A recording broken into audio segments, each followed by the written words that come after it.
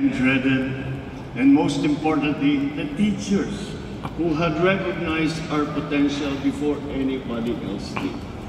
Lahat siguro na kahit na sino na dumaan sa eskwela, may naaalala, isa, dalawa, tatlo na teacher na hindi nila makalimutan habang buhay. Ako meron akong ganyan. Na na-inspire ka. Na siyempre, iniisip mo eskwela, gusto mo maglaro. Pero sasabihin sa'yo, hindi, tingnan mo ito, may inspire ka. At pinaganda ang performance mo sa eskwela. Lahat tayo may ganun. From our first steps to the classroom, to our first leap of faith into the world, you teachers did not just impart the wisdom necessary for us to flourish, you have also instilled in us the values that guide us through life's challenges.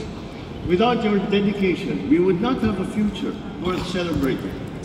As we mark the culmination of the National Teachers Month, we honor the tremendous efforts that teachers have made over the years. But we cannot ignore the difficult realities that teachers face. The constrained resources and the personal difficulties their students bring into the classroom are just few examples. Just last month, we met two teachers who have gone above and beyond the call of duty to improve the lives of their students. Teacher Kyle David Atienza, Marinduque, brings learning to life with his rolling blackboard, reaching both in-school and out-of-school learners through the outreach and free literacy sessions. Andyan din, Davao City, Teacher June Elias Patalinhog promotes innovation in the classroom.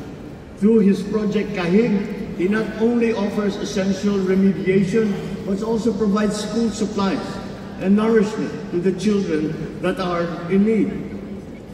Pag pinag-uusapan natin ang mga sakripisyo ng mga teacher, hindi natin makalimutan kung maalala ninyo ng pandemya ng lockdown.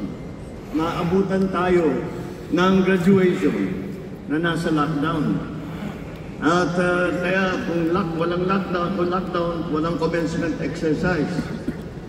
Ngunit dahan-dahan napapalitaan natin yung mga teacher, para dahil naawa naman sila sa kanilang mga graduate, pinupuntahan sa bawat bahay ng bawat graduate.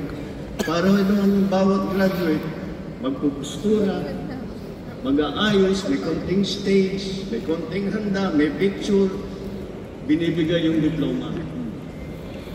Saan ka naman nakakita ng ganyan? Teacher lang ginagawa niya. Ibang tao di ginagawa. Teacher lang.